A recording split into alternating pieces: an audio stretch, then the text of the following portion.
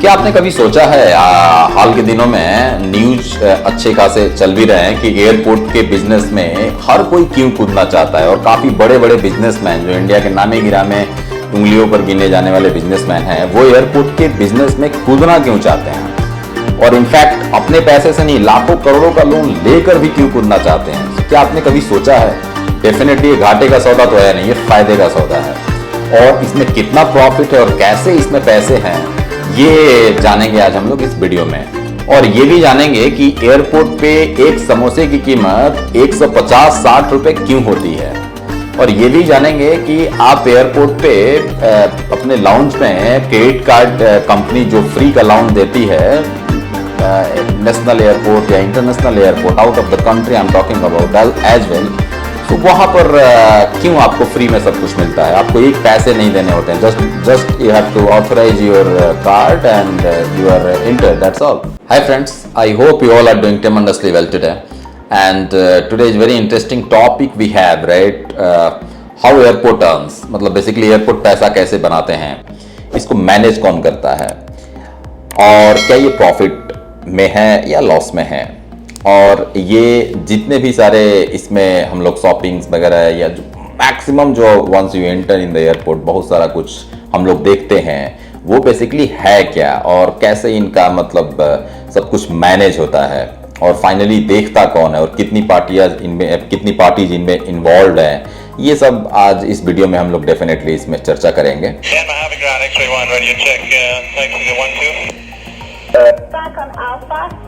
And cleared whiskey. Ground speed at 116 heavy. Just let you know, sir, I just need a couple of minutes notice for a taxi clearance. I've got people standing with the seatbelts on. Right, just the best estimate, you're going to be moving in 3 minutes or so.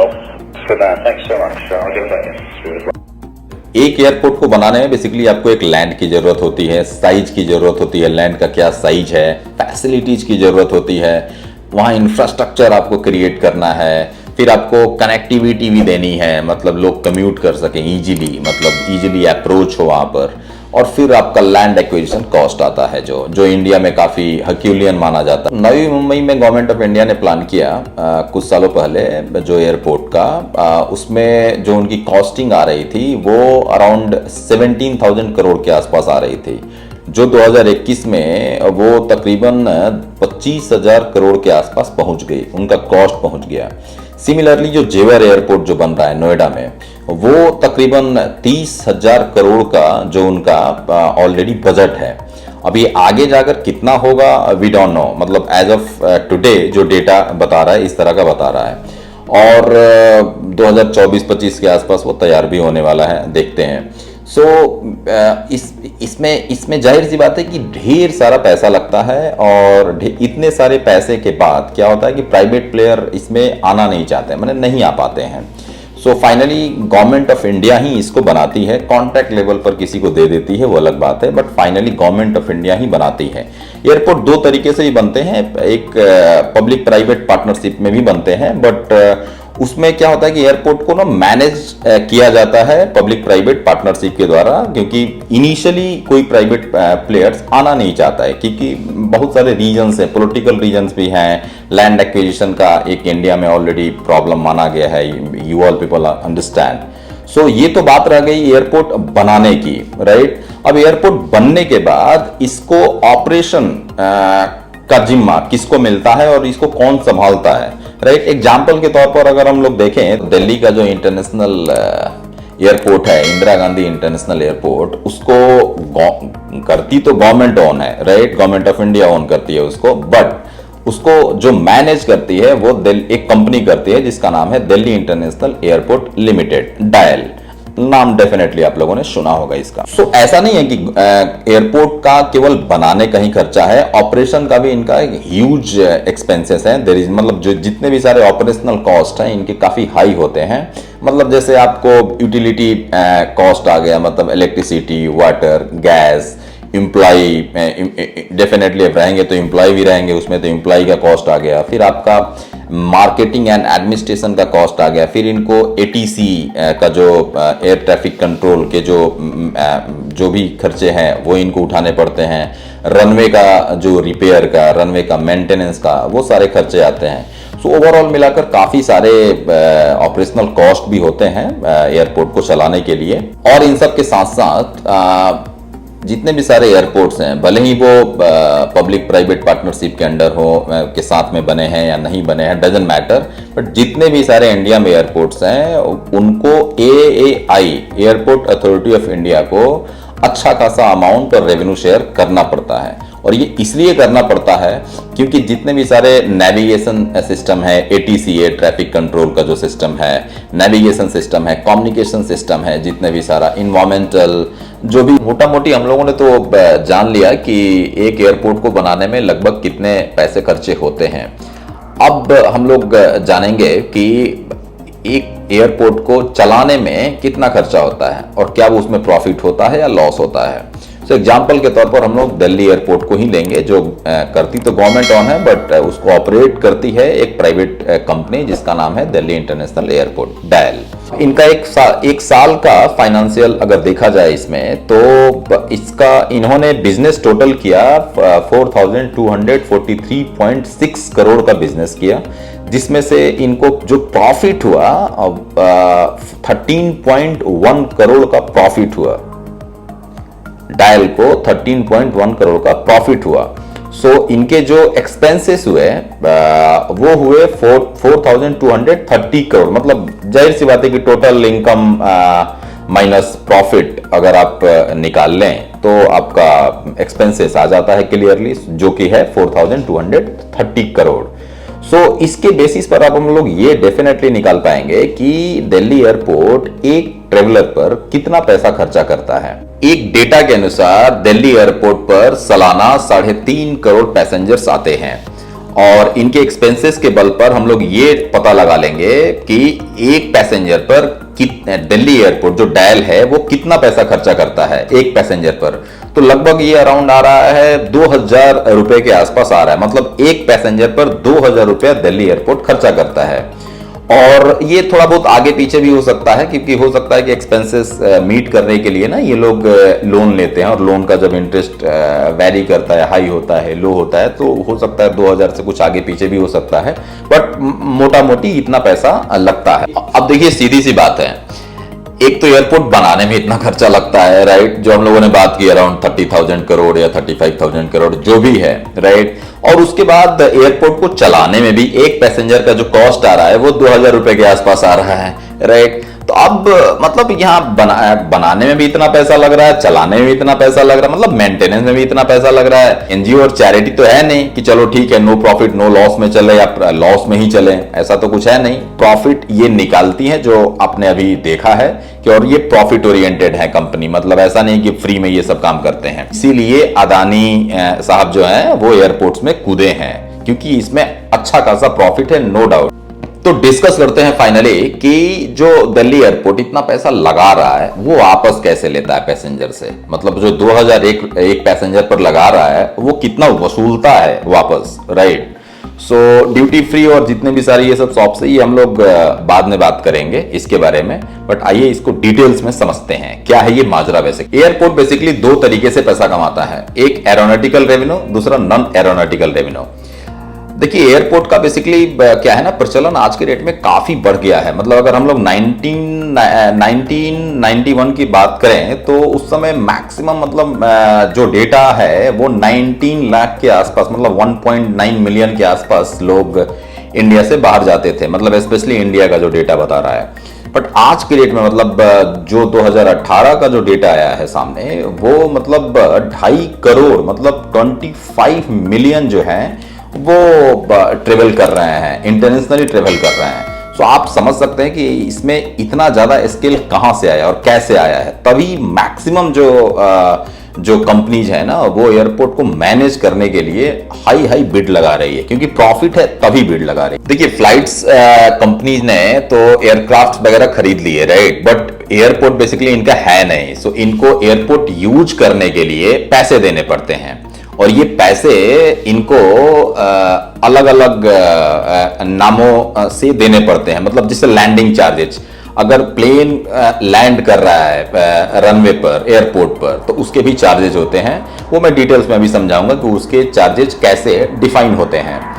और उसके बाद जो इनके parking फी होते हैं, मतलब parking फी ऐसा नहीं कि मतलब फ्लैट कोई चार्जेज हैं, मतलब आप पर घंटे के अनुसार इनके चार्जेज होते हैं, इनफैक्ट ओवरनाइट चार्जेज भी होते हैं। इसके अलावा एयरपोर्ट चार्ज करता है एयरपोर्ट यूटिलिटी फी, मतलब पैसेंजर जो जिसको बोला जाता है बेसिकली पैसेंजर सर्विस फी। सो पीएसएफ बेसिकली जिसको बोला जाता है, पैसेंजर अपने सर्विस यूज कर रहे हैं एयरपोर्ट में, राइट, उसके सारे हैं, सिक्योरिटी के फी हैं, तो वो एक एज अ यूटिलिटी के तौर पे ये लिया जाता है पैसेंजर से।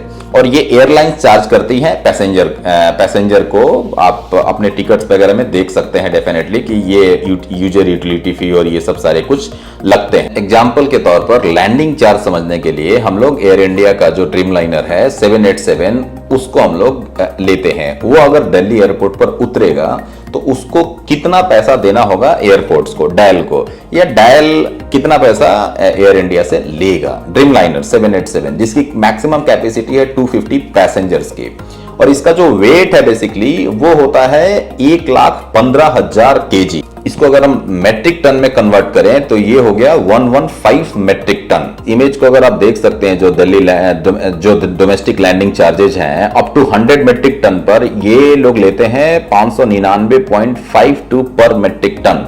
बट ड्रीमलाइनर 100 मेट्रिक टन से भी ज्यादा है, मतलब 115 मेट्रिक टन है, तो इसका जो चार्जेज होगा ये होगा 59,952 प्लस 803.69 पर मेट्रिक टन। सो अगर ओवरऑल देखा जाए तो इसकी जो लैंडिंग कॉस्ट होगी एयर इंडिया जो ड्रीमलाइनर की, ये होगी 1,32,000 रुपए। ये इसको देने ही देने होंगे लैंड करने के लिए। इसके बाद दिल्ली एयरपोर्ट वाले इनसे 2500 रुपया पार्किंग चार्ज लेते हैं जहां पार्क होती है जो प्लेन्स वगैरह।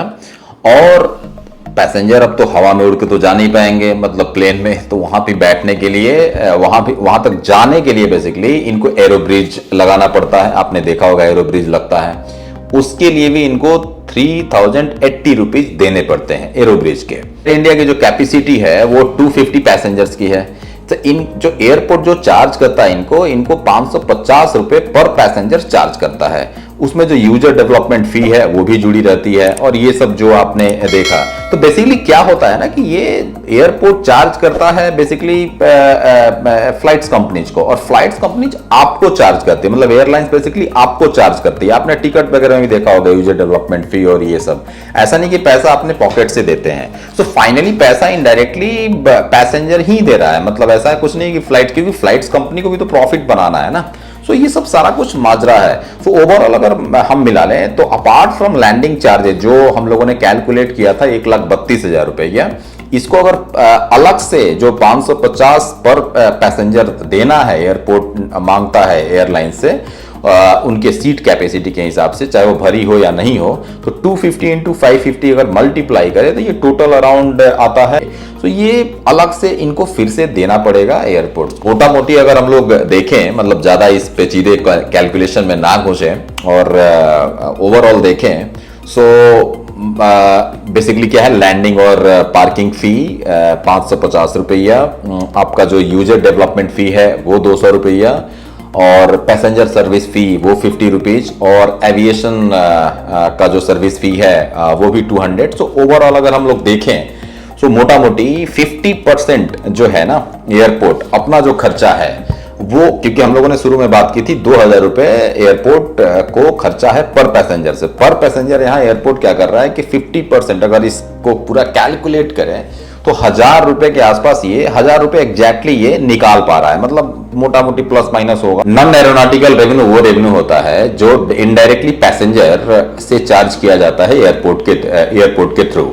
सो बेसिकली एक बार जब आप एयरपोर्ट के में इंटर करते हो तो आपने देखा होगा मैक्सिमम उसमें बुक्स स्टॉल मिलेंगे, गिफ्ट्स शॉप्स मिलेंगे, आपके गारमेंट्स शॉप्स मिलेंगे, अल्कोहल शॉप्स मिलेंगे, जो भी है रेस्टोरेंट्स मिलेंगे, फूड स्टॉल्स मिलेंगे।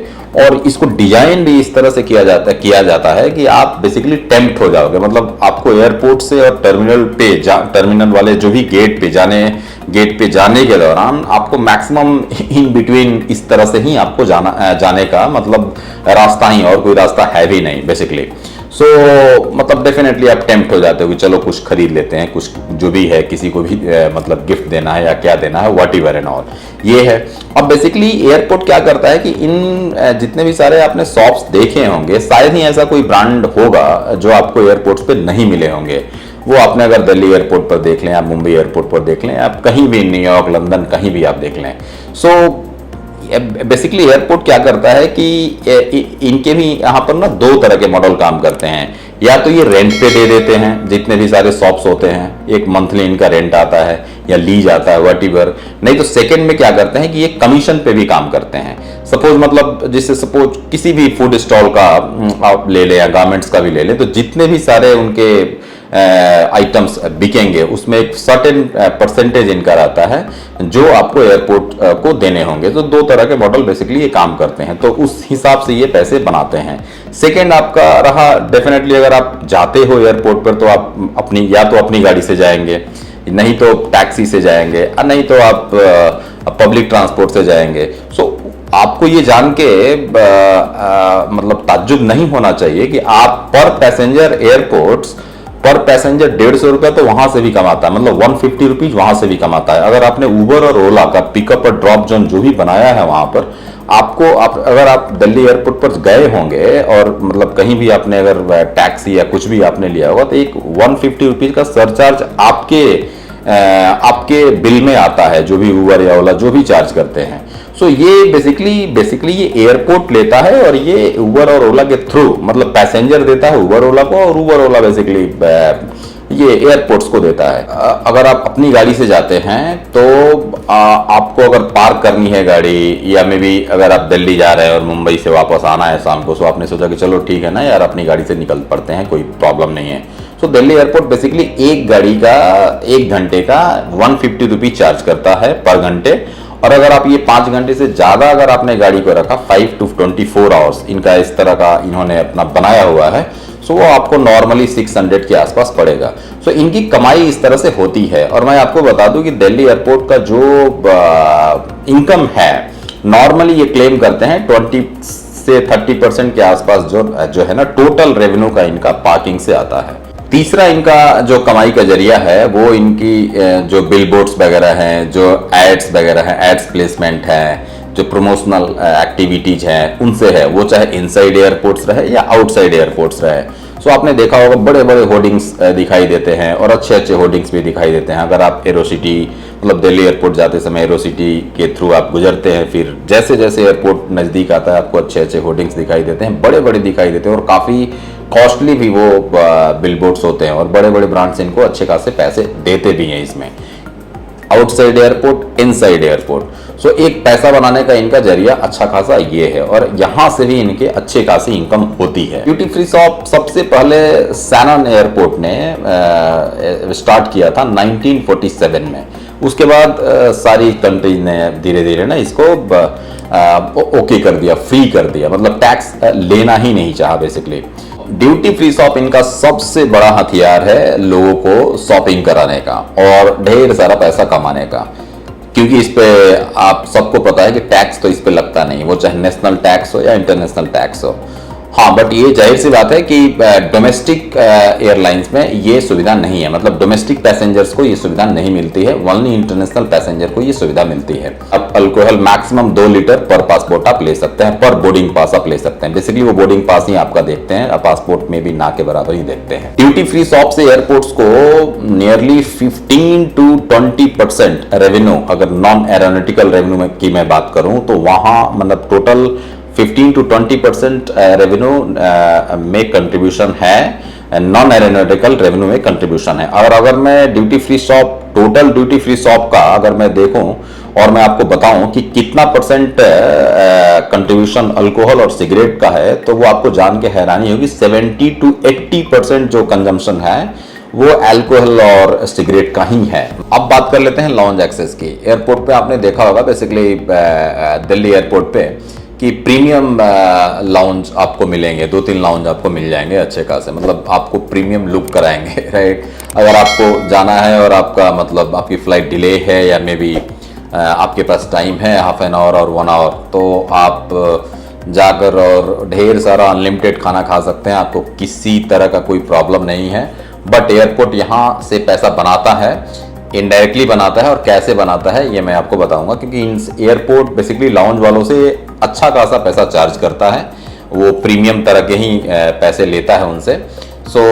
और ये लाउंज वाले आपसे चार्ज करते हैं, वो भी प्रीमियम अमाउंट ही चार्ज करते हैं, 1800 प्लस टैक्सेस के आसपास। अगर मैं दिल्ली एयरपोर्ट का बोलूं तो इनका एक पैक्स का कॉस्ट है, मतलब तब आपको एंट्री मिलेगी। और लाउंज एक्सेस अगर आपको करना है तो मैक्सिमम क्रेडिट कार्ड कंपनीज भी इसमें काफ़ी आगे हैं, वो आपको लाउंज एक्सेस देती हैं। और आप लोगों के पास डेफिनेटली बहुत सारे कॉल्स आते होंगे क्रेडिट कार्ड कंपनीज के कि आप मेरे ये कार्ड सर ले लो, आप ये ले लो, नेशनल लॉन्च फ्री हैं, इंटरनेशनल लॉन्च फ्री हैं। तो मैंने भी मैक्सिमम इस तरह के एक्सेस लिए हैं। वो जितने भी सारे बैंक्स हैं, सारे प्रीमियम बैंक्स जो हैं वो आपको देते हैं, इंटरनेशनल एक्सेस वगैरह भी देते हैं। और यकीन मानिए अच्छा खासा पैसा बचता है इसमें।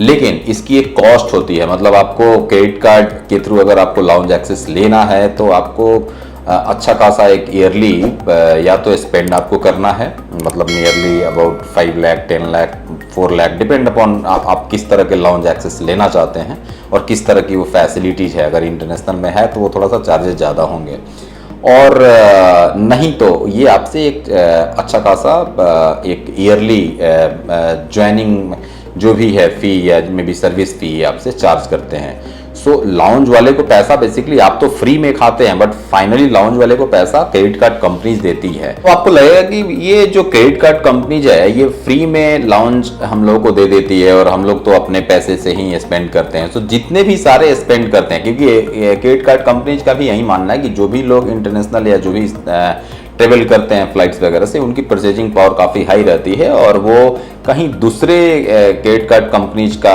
नहीं यूज करेंगे, मेरी कंपनीज का यूज करेंगे। सो हमारे जो इनके जितने भी सारे मर्चेंट्स वगैरह है ना, वहाँ से भी इनके छोटे मोटे कमीशन आते रहते हैं। सो ये भी एक प्रॉफिट ओरिएंटेड मार्केट है, जिस पर हम लोग कभी दूसरे वीडियो पर डेफिनेटली चर्चा करेंगे। तो कहने का मतलब यह है कि एयरपोर्ट का जो बिजनेस है ना, वो कभी घाटे में नहीं रहा है। अगर हम लोग कोविड-19 का जो दौर आया वो हम लोग अगर छोड़ दें, पिछले मतलब बेसिकली अगर मैं मोटा मोटी तौर पर बोलूँ तो पिछले 2-3 सालों का अगर मैं छोड़ दूँ तो एयरपोर्ट का कभी घाटे में, कोई भी एयरपोर्ट घाटे में है ही नहीं, नो डाउट। मतलब exception are everywhere, I don't know about that, but this is the fact and this is the ground